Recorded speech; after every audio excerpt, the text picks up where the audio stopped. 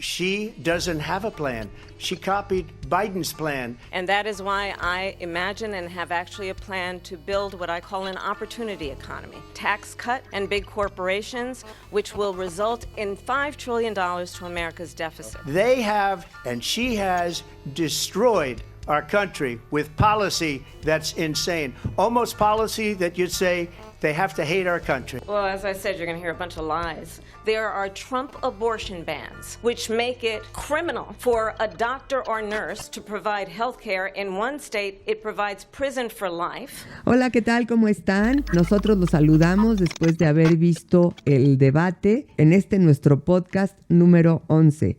Y bueno, yo soy Raquel Saed. Yo soy Mauricio Roisen. Y bueno, les damos la bienvenida. Espero que ayude un poco a entender lo que sucedió en la noche de ayer, porque estamos reportando el miércoles 11 de septiembre, una fecha muy paradigmática después del debate que fue ayer.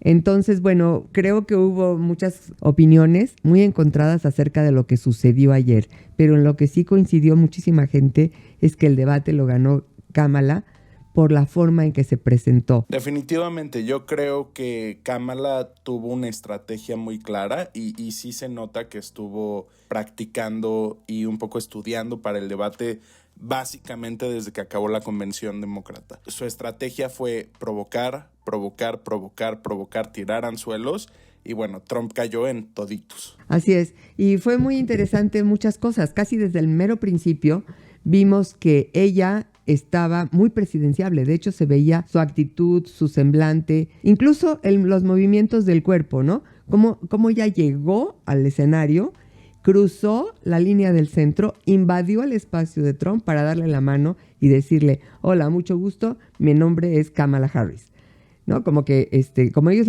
es la primera vez que se veían en un foro público, bueno, pues esto es lo que sucedió. De hecho, es la primera vez que se veían ellos en total, ¿no? Así que yo creo que sí lo desbalanceó y luego ya se regresó y empezó el debate. El debate trató de diferentes temas, principalmente economía, donde había bastantes controversias, el tema del aborto, el tema de migración, hablaron del 6 de enero y del tema de la democracia, hablaron del tema de Medio Oriente, de las guerras que hay, de Ucrania, etcétera, que fueron los temas de política exterior. Y después hablaron de este respeto que se merecen los militares y los veteranos y que, bueno, Trump ha atacado muchísimo. De los temas que también fueron importantes fue el de el cambio climático. Y, bueno, luego estuvieron los temas que ellos querían presentar al último, ¿no? Como sus closing statements. Así que fue bastante revelador en muchos sentidos. Sobre todo, se dice que el tema aquí es que Kamala Harris no era tan conocida por todos, porque aunque la convención fue una fiesta de reconocerla a ella, de saber quién era, de que los demócratas se alinearan alrededor de ella, no tuvo el alcance de que estuviera también en los foros de tanto de los republicanos como de la gente indecisa, porque ellos no vieron esa convención. Entonces, aquí, como se trata de un debate donde los dos están compitiendo, iban a jalar a gente de todos lados. Y creo que fue muy interesante porque en ese momento ella se vio como lo que es. De hecho, se vio bastante genuina en muchas de sus posturas. Y bueno, creo que esto que dijiste de que ella lanzaba el anzuelo y él lo atrapaba, pues sucedió muchísimas veces. Creo que, por ejemplo, él tenía la oportunidad de reclamar el tema de la inflación tal cual, pero en este asunto de que ella estaba hablando de un plan para mejorar la economía, él se fue contra de ella, ¿no? Entonces era ataque contra ataque contra ataque y parecía también como que su mente no estaba muy clara, ¿no? Parecía como que necesitaba ir de un tema a otro para lograr como un ataque un poco más decisivo, pero creo que no lo logró. Sí, no, definitivamente, Raquel. No sé si tú te acuerdas cuando hablamos aquí en este programa del primer debate, ¿no? Que dijimos que definitivamente en esa ocasión Biden no se veía ni lúcido ni elocuente. Y dijimos que Trump a lo mejor estaba un poco más elocuente, pero tampoco estaba muy lúcido. Y definitivamente esto resaltó mucho más ayer, que tuvo que competir contra una candidata que puede estar despierta después de las 9 de la noche, esencialmente. Entonces creo que cuando empiece el debate, porque el primer tema al que se van es el de la economía, Trump empieza un poquito más fuerte de lo que lo vimos el resto de la noche. Sí no da un plan, habla un poco de las tarifas que quiere imponer, de los aranceles, pero de ahí en fuera después pasan al tema del aborto, y aquí es cuando Kamala Harris empieza a tirar los anzuelos, Trump empieza a morder y empieza a desvariar. Algunos de los mejores anzuelos de la noche, a mi parecer, fue cuando le dijo que sus rallies estaban aburridos y la gente se iba. Esto se vio que le molestó mucho a Trump. También cuando dijo que Wharton, que es la universidad a donde Trump estudió su especialidad en negocios, su maestría, no apoyaba su plan económico, Trump también se puso bastante mal. Y así se fueron toda la noche, ¿no? Kamala un poco repitiendo cosas que ya le conocíamos, ¿no? Porque repitió sus mensajes de la convención esencialmente. O sea, el closing statement fue como una versión chiquita de su discurso de la convención, igual sus planes de política pública, pero no necesitaba de mucho. Trump cavó un hoyo cuando empezó a decir de que los migrantes, no sé qué tantas cosas. Ahorita me gustaría platicar un poco más a profundidad de esto, y ya no se pudo salir de este hoyo. También yo quisiera hacer como puntualizaciones con respecto a los puntos particulares donde Trump cayó bajo la influencia de Kamala Harris. Y fue principalmente, primero hablamos del aborto, ¿no? Y bueno, Kamala Harris trae toda una política ya muy elaborada acerca de los derechos de las mujeres, ¿no? Y entonces él empezó a decir que él estaba de acuerdo con los derechos de las mujeres, etcétera, etcétera. Pero llegó al punto de decir que los demócratas y toda la política demócrata, incluyendo a Biden, porque parecía que no se podía zafar de que Biden ya no estaba ahí, en realidad ellos autorizaban el aborto hasta término de un embarazo, y por lo tanto el bebé que nacía lo ejecutaban. Y entonces de plano tuvo que entrar la moderadora a decir: no, en ningún estado se permite la ejecución de un bebé, en ninguno. Entonces él se molestó, porque además hasta creo que después está demandando a ABC News por eso y por algunas otras cosas, como que tal vez Kamala traía las preguntas escritas de antemano, lo cual es mentira, ¿no? Es mentira todo. Otra cosa que me pareció muy interesante es cuando él empezó a atacar ya con mentiras, y ella se dirigió al público, viendo a la cámara, y le dijo: Trump me va a estar atacando tanto con los temas de migración como con mentiras. Y quiero que sepan que en este debate van a escuchar muchas mentiras. Creo que me pareció un punto de partida muy, muy, muy particular. Y de ahí fueron las otras cosas, ¿no? Como por ejemplo el tema de los migrantes, de que los migrantes de Springfield, Ohio, que muchos son de Haití, que se comían a las mascotas de los blancos, ¿no? Lo cual es ridículo. Es ridículo. Y me gustaría puntualizar un poco en esto, porque ha sido una historia que se ha convertido en algo gigantesco en Estados Unidos esta semana. Todo empieza cuando una señora postea en un grupo de Facebook que la amiga de su hija dice que no encuentra a su gato y que se lo comieron los haitianos.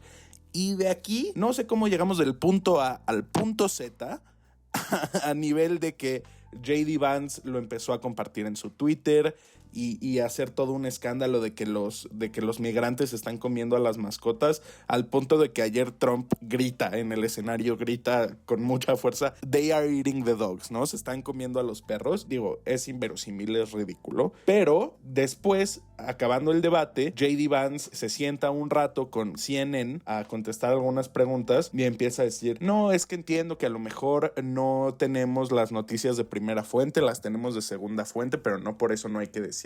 Y me encantó la periodista de CNN, en este momento se me olvida cómo se llama, pero le dice: si uno de tus seguidores te dice que se encontraron a Pie Grande, ¿vas a compartirle a todo el país que existe Pie Grande? Y como que J.D. ya no supo qué contestarle, porque empezó a decir que hasta ahora la policía decía que no había encontrado evidencia, y la periodista le dice: no, J.D., es que no existe la evidencia. Entonces, esta es una historia que nos ilumina muy bien la retórica que han tenido los republicanos en contra de los migrantes. No solo esta elección, durante los últimos 10 años, pero ya al nivel de ni siquiera que sea creíble la mentira, de solo mentir y ya. Y fíjate que es muy interesante, porque la retórica política normalmente está cargada de ciertos elementos y ciertos conceptos que ayudan a que la gente se una, ¿no? Porque pueden ser tan controversiales o tan inverosímiles o tan convincentes, no lo sé todo, porque la retórica de eso se trata, de convencer, que lo toman en cuenta. Y aquí podemos hablar de ¿cuáles son los elementos que en este asunto de los perros y gatos fuera tan convincente? Las nuevas generaciones de norteamericanos no están teniendo hijos tan jóvenes. Entonces, en vez de tener hijos jóvenes, tienen animales, tienen a sus mascotas. Y esos son como sus hijos. Y los quieren tal cual. Entonces, si yo ligo la palabra animal que yo amo, más aparte los migrantes que se están comiendo a esto que yo amo con tanto amor, perdón, valga la redundancia, pero a esto que yo amo tanto, entonces la gente va a decir, no es posible, no podemos permitir a esto. Está cargado de racismo, esta afirmación está cargada de racismo, porque se refiere a inmigrantes negros de Haití, y es muy complicado. Sí, no, y no solo es esto un libelo de sangre, básicamente, esencialmente es lo que es, sino que también es J.D. Vance un poco intentando reclamar su gafe de hace unas semanas cuando dijo que las mujeres sin gato, sin hijos que tienen gatos son las que van a votar por Kamala, pero pues igual ni así le funcionó porque ayer Taylor Swift apoya formalmente a la campaña de Kamala y lo hace subiendo una foto de su gato a Instagram y la firma como con amor una mujer sin hijos con un gato. Sí, así es, que es lo que es ella, ¿no? Y además tiene 283 millones de seguidores en Instagram. Entonces, bueno, aquí estamos hablando de otra cosa, ¿no? Entonces vamos a ver qué sucede, porque creo que es una forma de medir a los debates, que dependiendo quién ganó, por lo que sucede después del debate, ¿no? Pero ahorita vamos a hablar de eso en particular. Otro de los momentos muy importantes, que no muchos medios lo han mencionado, pero a mí me pareció importantísimo, y también porque cumple con este tema que te digo de los conceptos en la retórica, y es cuando él dice, Kamala Harris va a ayudar a los migrantes a tener cirugías de transgénero de estos migrantes que están en la cárcel. Entonces, vamos a juntar las palabras que para los republicanos pueden ser negativas. Transgénero es un tema muy, muy crucial. Migrantes y cárcel. Entonces, bueno, tenemos aquí acusaciones de que normalmente son unos criminales, acusaciones de que quieren ser transgénero y que van a utilizar el dinero del gobierno. Y bueno, pues aparte de que son migrantes, ¿no?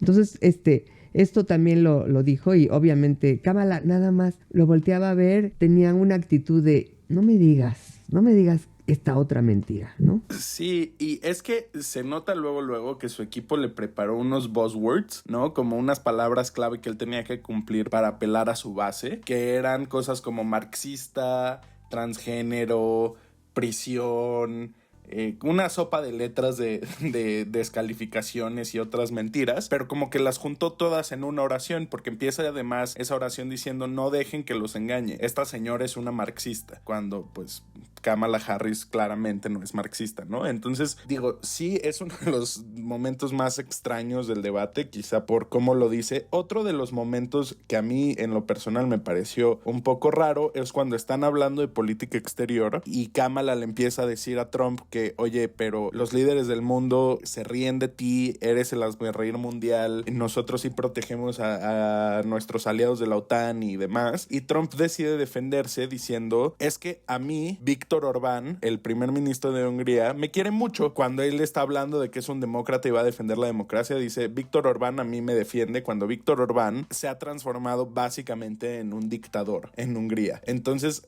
¿de qué estamos hablando aquí? No puedo parar de reírme, la verdad.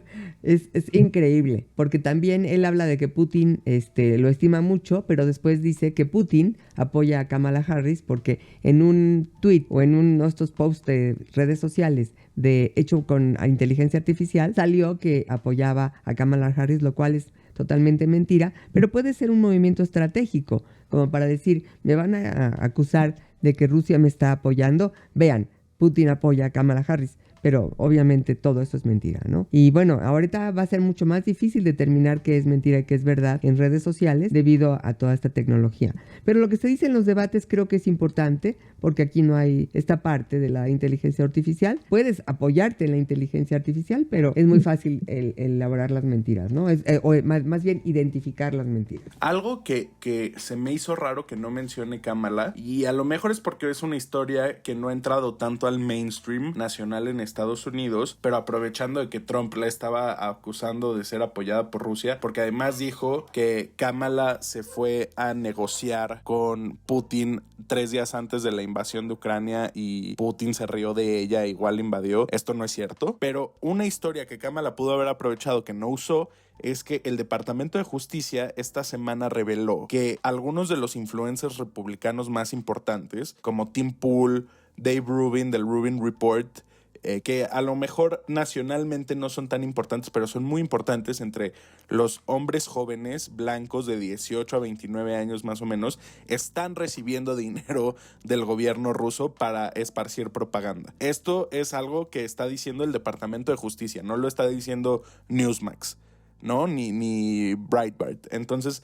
pudo haber sido una historia que Kamala usara, que decidió no usar, pero me pareció interesante. Y me gustaría hablar un poquito de cuando hablaron del 6 de enero. En realidad la pregunta era algo así como ¿President Trump o expresident Trump? ¿Usted aceptaría los resultados tal y como salieran? Y él dijo algo así como si son fair and balanced, que está bien. Pero bueno, sabemos que para él los estándares de eso es otra cosa. Pero de ahí le preguntaron si tenía algunos arrepentimientos de lo que sucedió ese día. Y lo que hizo fue lanzarse contra Nancy Pelosi, a decir una serie de mentiras acerca de que Nancy Pelosi no le quiso tomar la palabra de que le estaba ofreciendo a la Guardia Nacional. Totalmente fue al revés. Nancy Pelosi le estaba pidiendo a la Guardia Nacional y él se tardó hasta las 6 de la tarde en mandarla, cuando ya tenían varias horas de estar ahí estas personas. Y él dijo que no, y que la hija de Nancy Pelosi de hecho había hecho un video que ahora nadie encuentra. Estas teorías de conspiración del nadie y de quién sabe y de todas estas cosas se dan mucho en la retórica de Trump. Y de aquí al tema de los rallies, ¿no? Este tema de los rallies creo que fue la puntilla, ¿no? Como dijiste hace un rato, cuando le dijo, es que cuando alguien de ustedes ha ido o ha escuchado o ha visto los rallies de Trump, son la cosa más interesante, dijo. Habla de cosas interesantísimas como Hannibal Lecter, que los windmills producen cáncer y bueno, todas estas cosas. Es interesante y es tan aburrido que la gente se empieza a ir. Y entonces él se hace cuenta que le hubieran picado al botón del salto. Claro que no, ¿cómo crees? Son mis rallies y mis rallies están llenos de gente y a tus rallies nadie va. Y entonces, como niño de secundaria, de que ya sabes, ¿no?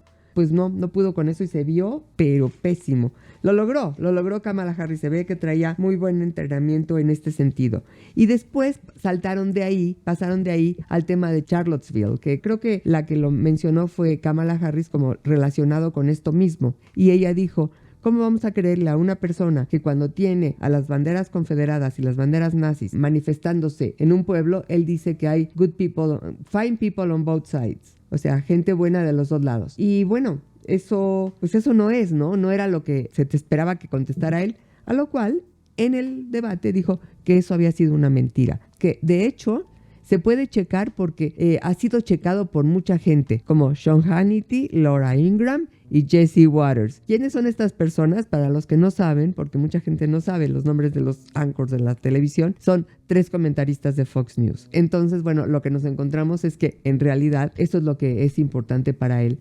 Y obviamente entendemos mucho de lo que estaba sucediendo con Trump. Estaba tratando de dirigirse a su base, pero no así a la gente del medio. Y tenía que cumplir con estos requisitos. Y bueno, incluso, puedo decir que al final el propio Sean Hannity dijo, no, pues nosotros pensamos que el debate lo ganó Kamala Harris. Sí, definitivamente, y me gustaría retomar muy rápido el punto de los rallies, porque es algo que a mí me da mucha risa, que es una teoría personal que yo tengo, que no sé si de verdad es lo que piensa Trump, pero en sus rallies, en sus entrevistas y en todas partes se la pasa mencionando a Hannibal Lecter, ¿no? A de el villano de la película del Silencio de los Inocentes, que es un caníbal. Cabe aclarar que es un caníbal. Y diciendo que todos los países del mundo están vaciando sus instituciones psiquiátricas, casi mandando a todos sus loquitos a Estados Unidos. ¿Por qué creo que es esto? Porque él está confundiendo la palabra asylum de asilo político con asylum de hospital psiquiátrico. Yo de verdad lo creo, porque no se ha perdido la oportunidad en todos estos meses de decir que están vaciando los mental asylums para mandarlos a Estados Unidos. Y digo, es parte de la retórica muy agresiva que tiene Trump contra la migración. Y al final, la migración es un tema que todavía le favorece a Trump. Porque ha logrado, como que platicábamos el capítulo pasado, que la mayoría del país piense que es el tema más importante. Bueno, no la mayoría, pero una buena parte del país piense que es el tema más importante. Y aún así, no pudo capitalizar en el tema de la migración ayer, porque estaba tan enojado y tan provocado por Kamala Harris que casi como si se le olvidó el guión y él intentó a ver qué salía y a ver qué oraciones pegaba y dijo pura payasada. Y estaban en Pensilvania, que es el estado donde casi se está compitiendo la elección, el estado donde están los indecisos, donde más o menos 15,000 personas van a determinar el futuro de la Unión Americana, como fue en 2016, como fue en 2020, y pues no sé, no creo que su discurso sirva con los votantes de en medio. Pero mira, ya que estás diciendo todo esto, en una parte del debate le preguntó el moderador si todavía, hoy en día, él reconoce que perdió la elección del 2020. Incluso le recordó que en varias de las entrevistas él dice que ha ganado, que perdió por un whisker, es decir, por un pelito, ¿no? Y él después dijo que no es cierto, que él no perdió, que en realidad no perdió. Y dijo que nunca lo va a reconocer y que le robaron la elección. Entonces, esto a mí me lleva a una preocupación porque esta elección que vamos a tener en noviembre está también muy reñida. Y si llega a ganar Kamala Harris, no va a llegar a ganar por landslide, porque no va a llegar a ganar a arrasar, porque eso no va a suceder. Sabemos que no va a suceder. Pero es muy posible que gane, es muy posible. Digo, también es posible que gane él, ¿no? Pero en el caso de que gane ella y que sea por poco, que él no va a reconocer. Y me preocupa mucho, ¿no? En este sentido. No lo va a reconocer. La diferencia con la vez pasada es que si llegara a ganar Kamala, que bien dices, es una elección muy cerrada, en este momento es casi un volado. El modelo de 538 tiene a Kamala ganando en 55% de los casos, a Trump en 44% y el 1% acaba en empate. O sea, así de cerrada está la cosa. Pero la diferencia es que en 2020 Trump tuvo que ceder el poder y Trump tuvo la posibilidad de nunca mandar la Guardia Nacional al Capitolio, mandarla horas y horas después. Ahora los demócratas tienen el poder y entonces a la hora de hacer la transferencia del poder, Trump no tiene los medios para que sea igual de violento de lo que fue la otra vez. Por lo menos desde la parte institucional. Desde la parte energética, para sus bases, sí está ahí. Pero creo que la presidencia de Biden actuaría mucho más rápido. Sí, supongo que sí. Pero también acuérdate que el The House of Representatives, la Cámara Baja, está en manos de los republicanos. Y no sabemos qué pudiera pasar en ese momento donde si ellos permitirían pasar, ¿no? Porque al final de cuentas el que tiene las llaves de la casa es Mike Johnson, ¿no? También me gustó una parte donde después de este asunto de la gran mentira, lo que se llama la gran mentira, que él dijo que él no reconocía haber perdido, se volteó Kamala a la hora de que le tocó su turno y volteó y le dijo, "You lost, tú perdiste". Y no hay nada que le moleste más a Trump que le digan loser, que le digan que es un perdedor. Y esto fue lo que sucedió también ayer. No había problemas, ella no lo dijo sin temperamento, sin levantar la voz. Y bueno, imagínense los que nos están escuchando lo que estaba él sintiendo, ¿no? Creo que fue muy importante. Otra cosa, y también tiene que ver con la táctica que él tiene de cómo convencer, es repetir una frase, repetirla muchas veces en el mismo contexto. Entonces, cuando empezaron a hablar, por ejemplo, del conflicto en Gaza, y lo primero que dijo Trump, ella, Kamala Harris, she hates Israel. Ella odia a Israel. Y lo dijo una vez. Luego lo repitió, she hates Israel. She hates Israel, como si no hubiera forma de hilar una de las veces con la siguiente, sino nada más como si fuera un jingle de mercadotecnia. Así que después de no sé cuántas veces de decirlo y de darse cuenta de que también estaba lastimando a los árabes de Michigan, que si ella odia a Israel, pues también podría levantarlos a ellos, pero entonces había que decir que también los odia a ellos. Entonces dijo, she hates Israel and she hates the Arabs. Entonces era tan contradictoria una cosa con la otra que creo que él ni siquiera se estaba dando cuenta. Y después habló de que odia a otras personas también y a otros grupos y le reclamó que por qué no recibió a Netanyahu y por qué no habló con él.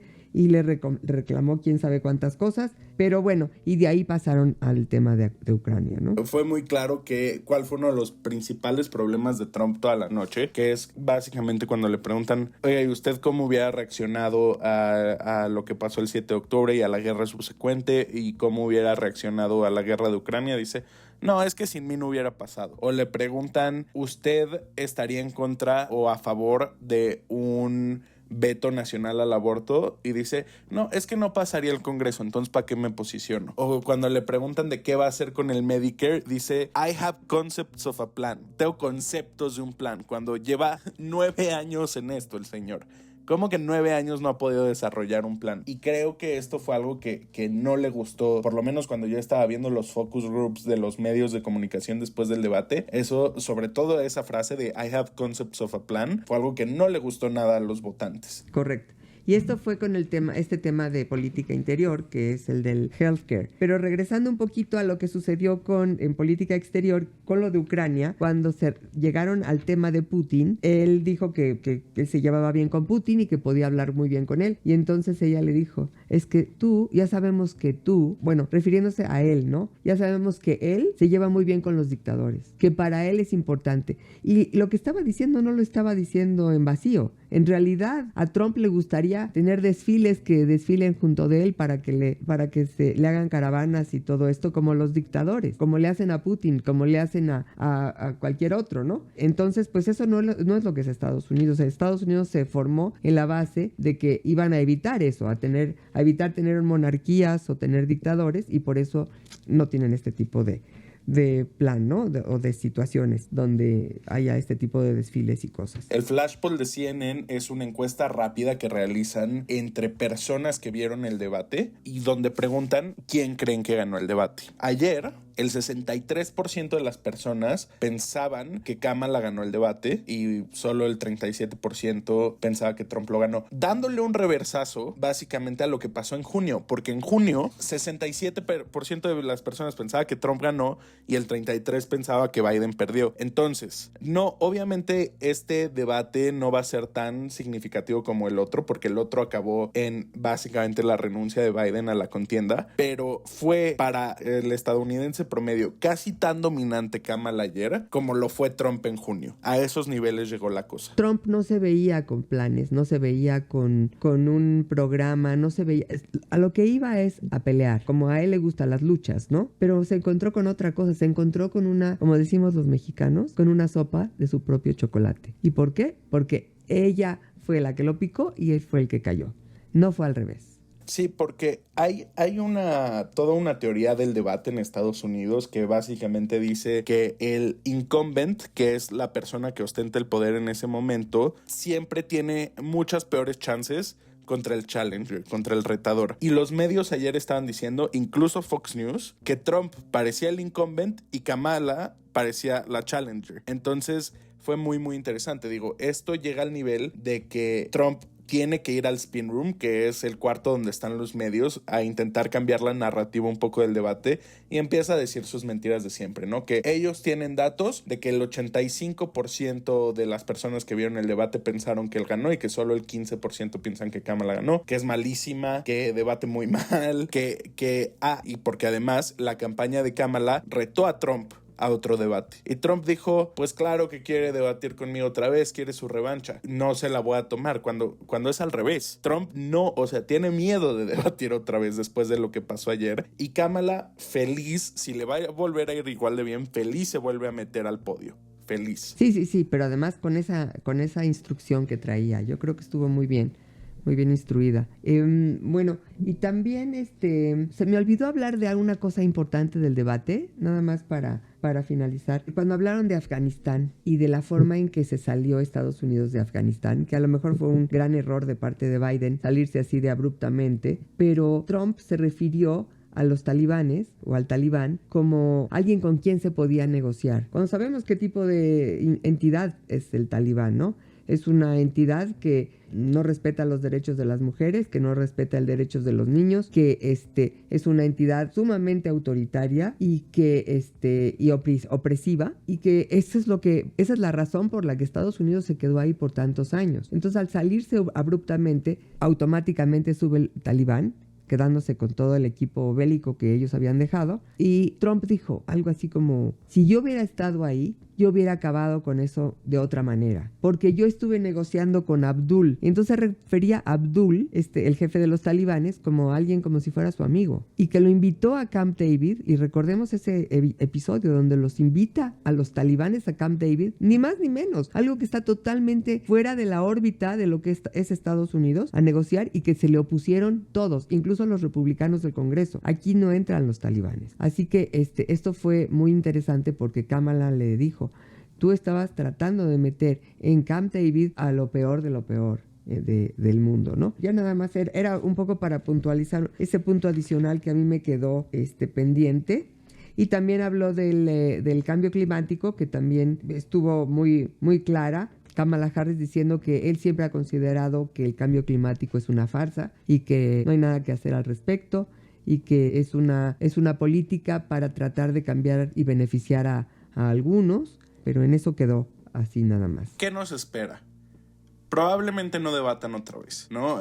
Hoy en día es el escenario más viable. En un mes, aproximadamente en octubre, vamos a tener el debate de los vicepresidentes. Ese sí está confirmado entre J.D. Vance y Tim Walz, que va a estar muy interesante también. Yo me espero que sea algo muy similar a lo que vimos ayer, pero definitivamente va a ser una elección muy cerrada. Sí, lo de Kamala ayer yo creo que le va a ayudar un poco en las encuestas. Vamos a tardar todavía unos días en ver las primeras encuestas después del debate, porque pues fue ayer, ¿no? Básicamente. Pero definitivamente lo que quede va a ser fundamental, porque ya hay muy poco wiggle room, ya hay muy poco que se puede mover. Lo poco que se puede mover son esas 15,000 personas indecisas por swing state que todavía no saben por quién votar. Y eso es lo que va a determinar la elección al final del día. Y de todas formas, fíjate que pues falta como, ¿qué serán? 7 semanas más o menos. Piensa que hace 7 semanas más o menos fue cuando le dieron el balazo a Trump. Entonces, pues cualquier cosa puede pasar todavía. Cualquier cosa puede pasar. Nada está escrito en piedra.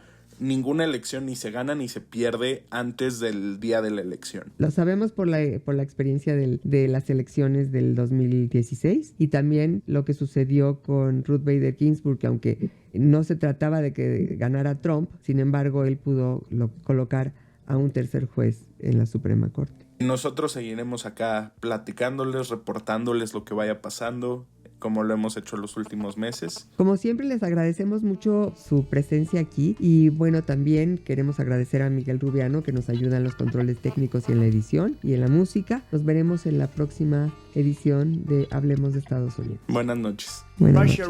Russia investigation that went nowhere. Well, I think this is so rich.